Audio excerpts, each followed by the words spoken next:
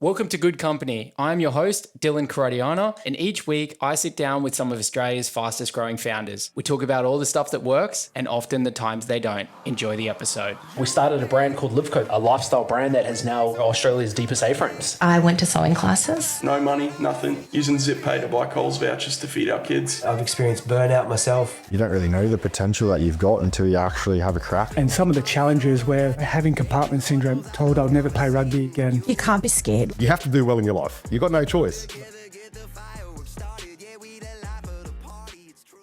Sean, how are you? I'm doing phenomenal, Dylan. Thanks so much for having me here. Yeah, I appreciate you coming on the show and taking the time. I know how busy you are. And the show would go for 2 hours if I got to ask you all the questions that I'm actually thinking from my side. What are you working on lately? Currently, I'm working on helping other business owners build their remote teams, mentoring them and helping them scale their businesses. Okay. And the business that you actually run, so it's an AFR Fastest 100. It's a very fast growing company, ton of employees, and you've done a really fantastic job. Thank you. It didn't start there. No. Started door knocking. Yeah. 45-degree heat in a different country. No, I was over here in Australia. Was here? Yeah. When I was a student in Monash University way back in 2014. Yeah, that's when my door knocking journey started. Because what happened was whenever I used to read any kind of business book, be it Rich Dad Poor Dad and many others as well, all they were talking was there are two skills that you need to get really good at before you start any business. That's going to be sales and marketing. Whereas for me, I was an IT guy. I knew nothing about sales, nothing about marketing. And when I started applying for many sales jobs way back in Melbourne, nothing was available. The only job I ended up getting was straight commission, door-to-door selling. What were you studying? I was studying a master's in business analytics, but to be honest with you, I was not much interested in studies. And even university, I went only for the first 6 months, and the remaining 18 months, I was just on and off. I took really the street smart thing to heart. I'm like, you know what, if I want to be street smart, let me knock on the streets of Melbourne and see how it's going to work. But yeah, it really helped me build a lot of important skills in business, like resilience, persistence, customer support, and many others. Yeah. Right. So the company started straight on the back of university, or? No, not at that stage. At that stage, I was still trying to do more business to business sales. And I was trying to learn some of the intricacies of many other business aspects as well. And then way back in 2015, that's when I met my business partner as well.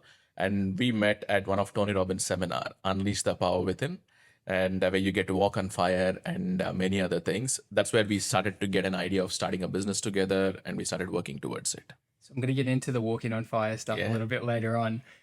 So you guys just, you met on the back of this seminar, energy's quite high. Obviously, Tony Robbins does a fantastic job at those events.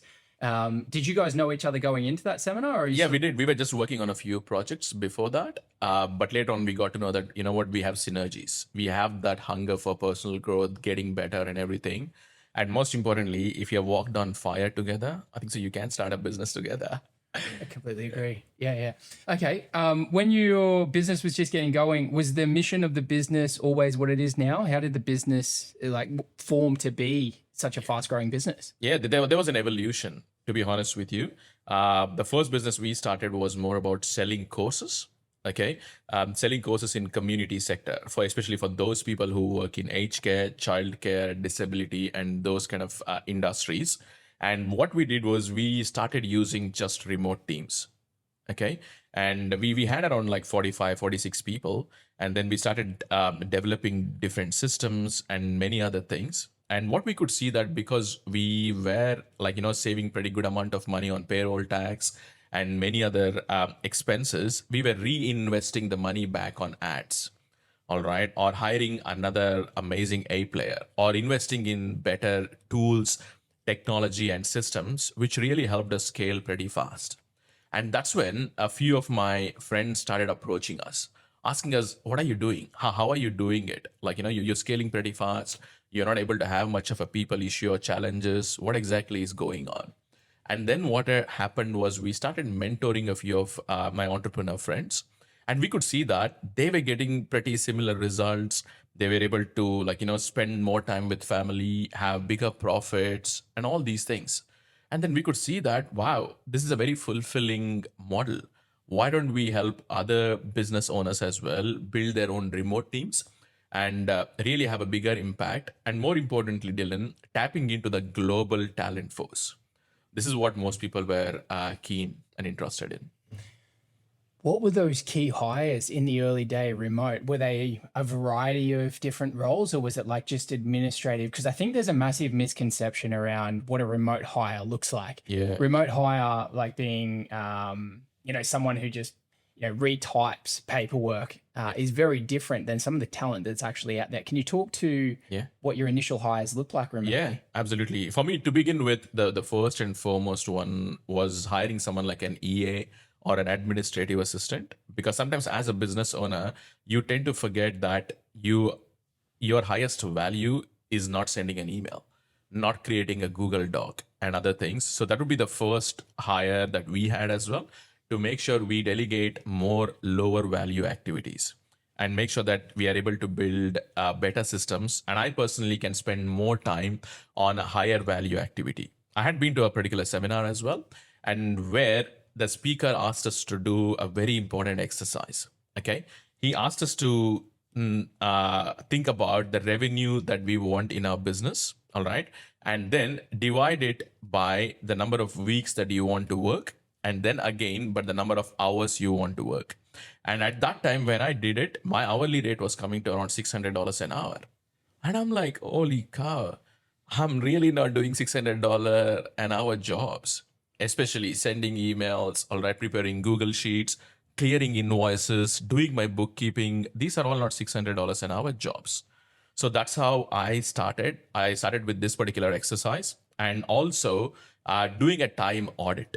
By time audit, what I had to do was, at least for 1 week, I had to keep a log of every hour. What am I really doing? Where am I spending more time on? And asking that honest question. Is there a particular person who I can empower and delegate it to, who might be able to do a way better job than I can do?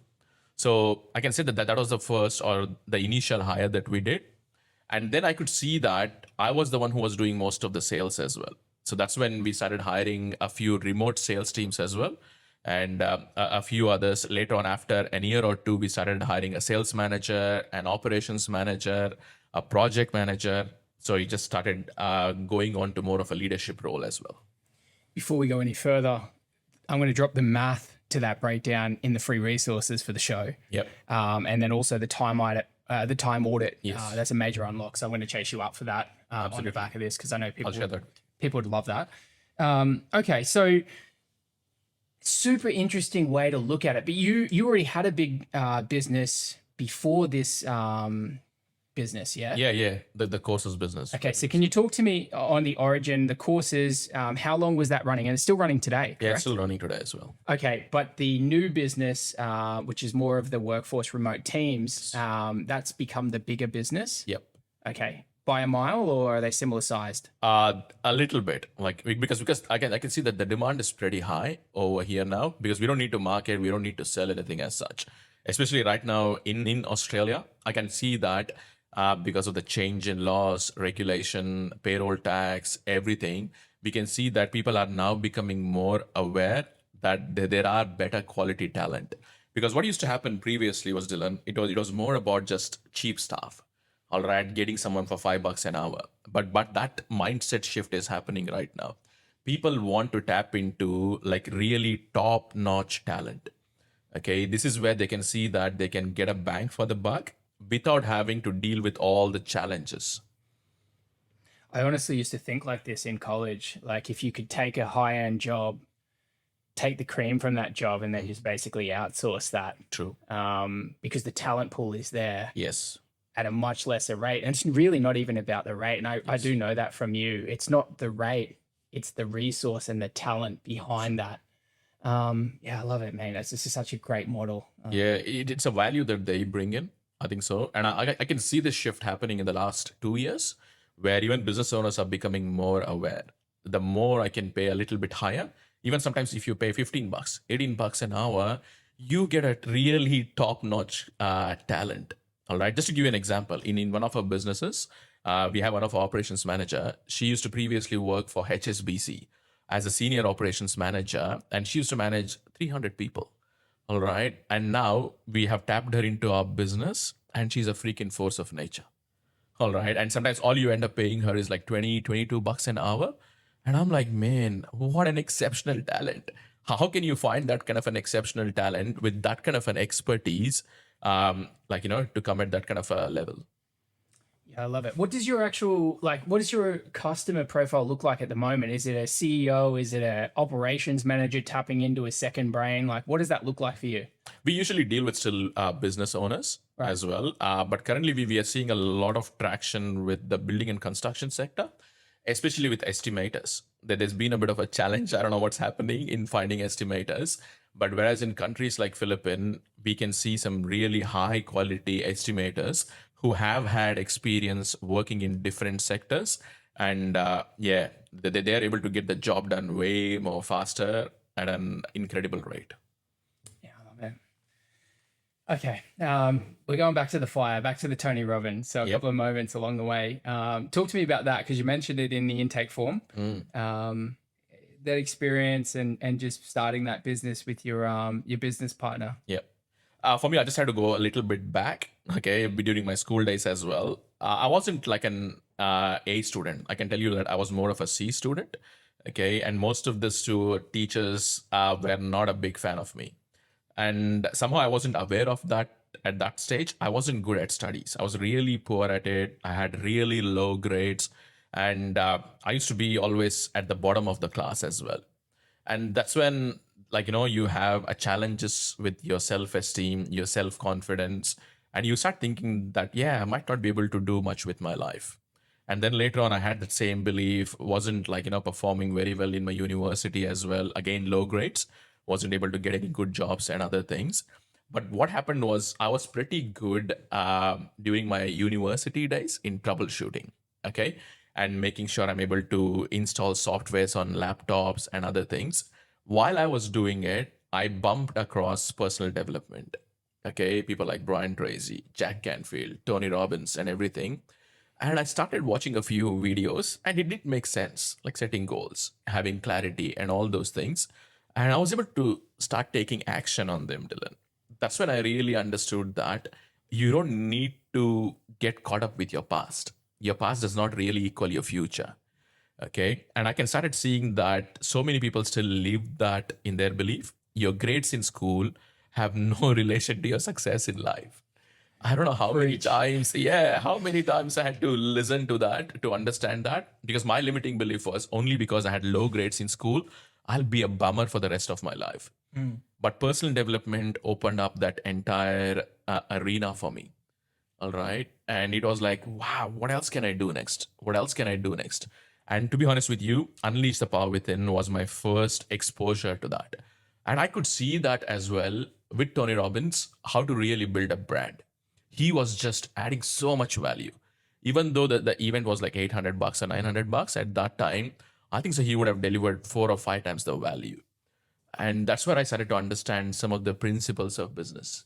That, if you really go out, add amazing value, you get to build a brand, especially adding value for a long periods of time. Okay, that's when really you create raving fans in your business. I completely agree with you. I think that's why we get along so well, because we have so many similar beliefs to go back to. So the firewalk, is that part of his closing ceremony on the event? Like it's usually he does it on the second day of Unleash the Power Within.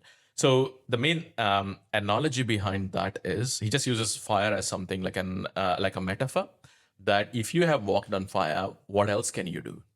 Got it. Okay, maybe you might have a challenge with rejection. All right, you might have problems in doing sales calls. Can you overcome that?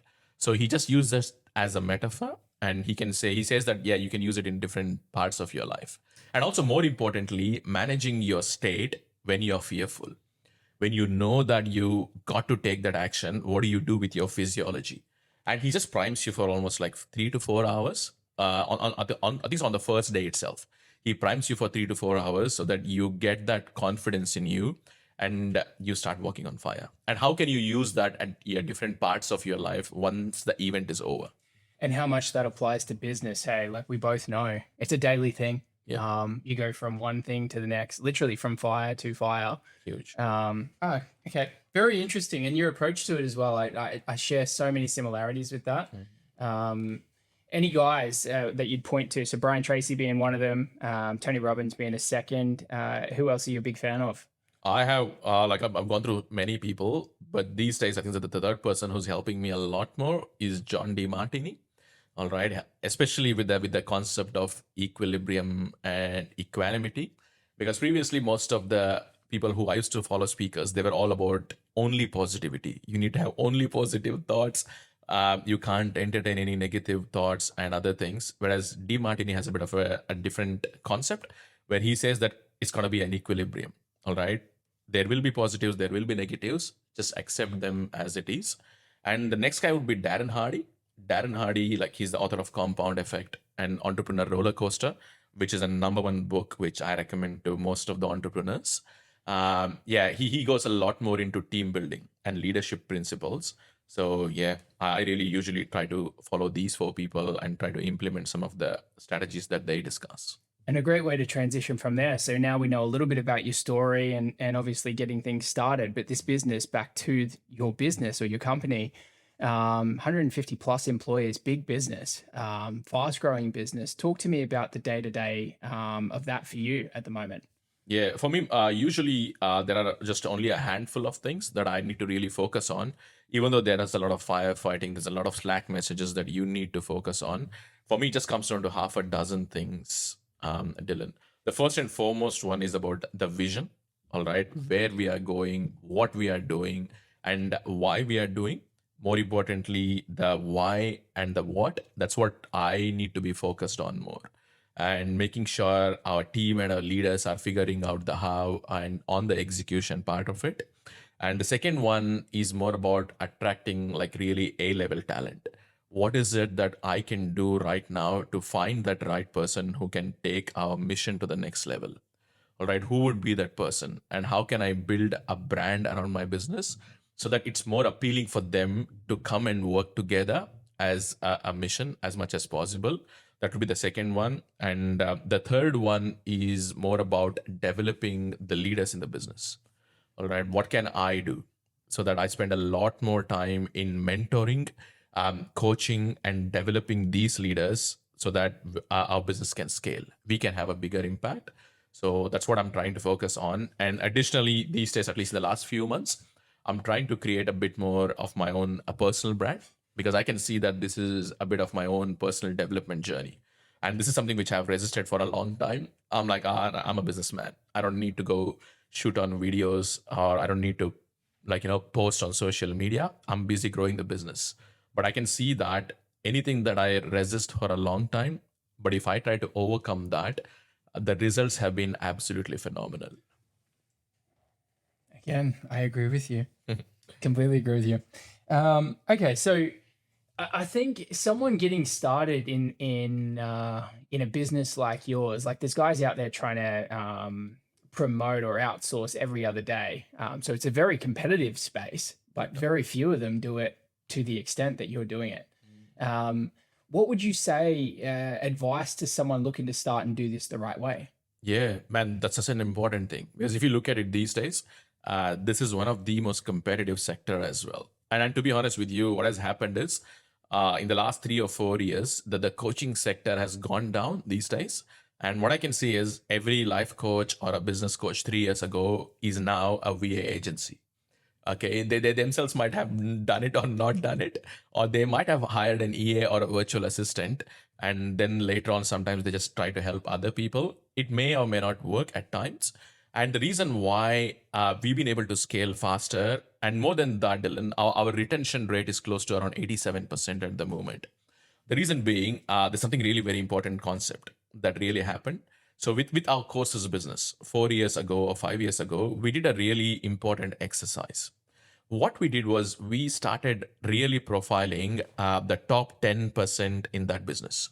Who are those people who come to work, show up, perform exceptionally well, less people challenges, less problems, and really have an amazing time, okay, with less complaints as well. And when we were able to profile these people, we could clearly see that they fit into a particular category. So with regards to disk profiling, we could see that they were either high D or low C, or high C or low D. And usually they were, because we work in a remote environment, again, this may or may not work for all the businesses, but for our business, we could see that they were usually above age 30 and below 43 or 45. And either they're in a relationship, they have a kid, and more importantly, they had an obligation, okay, like a school fees kids, or they have a big mortgage to pay, or they need to take care of their parents, something of that. I could clearly see that these things were there. So what we started to do was, when we started to help other business owners, other entrepreneurs, we went for these kind of profiling. So we currently do a few things. We do the personality profiling, and the second thing is we do a thing called as a hunger test as well. Why is it that they want this job more than anything else? Because what we could see was, if they have a big enough why, they will figure out the how. And even if the job gets demanding, the pressure is high, they will show up. And the third one was also, it's called as a breadwinner test. Okay, are they the breadwinner in the family, or do they have a rich husband, all right, working in Google? Again, there are exceptions, but I'm just telling you what's working for us. And when we can see that there is a tick mark on these things, the staff tends to stay with a business for a longer time, and they become an amazing part of the culture as well. I love this. So I did the disc profiling, and we had all the team members do the disc profiling, right? And Kimmy, who actually she would have done your onboarding schedule, this setup for us. She come back with like high IS, and I was like, get rid of her, because I knew that I wanted DC category, and I sort of had these parameters. And the profiling told us so much about how people would work with other people within the organization. True. But you've gone to a whole nother level with the hunger test. I completely agree. I call it debt. I just, hey, what do you own and how much debt do you have? That tells me sort of how ambitious are they going to be. The hunger test, I'm going to chase you up for a heap of free resources if we can get them. All good. Absolutely. We can just put it in a file and then put it in the description. Have people jump into the description. Appreciate that. Okay, so big question in the room would be, is AI going to replace even these remote resources? I'm still not sure anytime soon. Okay, not at least in the next 2 to 3 years time, especially looking at the way AI is going. As humans, the reason why I'd say not anytime soon, it might take anywhere at least between 3 to 4 years as well, is because humans always resist change. Okay, let me give you an example as well, because I'm always pro AI, even though we have so many remote staff. And for me, what I wanted to do was, can AI replace one of my biggest talent? That is my customer support staff, my salespeople, and all these people. I went on a 6 months quest. This was way back in early 2024 as well. And I started implementing the calling agents. Okay. And we tried it for almost 3 months time. And to be honest with you, the calling agents aren't still up to the mark. Okay, people can really figure it out. And we even tried one of our salespeople's voice. We tried to use 11 Labs and try to morph her voice for the AI and other things. To be honest with you, it's still not there yet. Even though people might promise that, we have some really cool voice agents and other things. I have tried at least 7 to 8 different voice agents. Still, they are not up to the mark yet. All right. But having said that, where I can see AI stuff is going with remote team is a collaborative aspect. It's not just AI, it's not just remote team, but I think so those businesses that will stand out, that will really win, is where they can build amazing remote teams. At the same time, make sure the remote team starts leveraging the power of AI. When this happens, I think so the businesses are going to really tap into it and scale the heck out of it. Completely agree. And we're going to end it there. Where do people find you if they want to plug into the remote resources that you have? Yeah, absolutely. What they can do is just drop me a message on LinkedIn, because I'm pretty active on LinkedIn at the moment, or even on Instagram as well. Drop me a message, drop me a DM called as remote, and will be more than happy to share all the resources. And I'm happy to just jump on a call as well. If it's needed, we can just have a 15-minute, 30-minute call. Would be more than happy to mentor, share what's working, and take it from there. Appreciate your time. Thank you so much. Thanks a lot, Dylan. Good to speak with you. Thank you for checking out another episode of Good Company. Each week, we try and add as much value per second to the show as possible. If you have a guest in mind that you think would be a great fit for the other side of the table, ping them the link and have them reach out. And if you're looking to start a business, take advantage of the free resources available on the Metrics website. Enjoy and stay growing.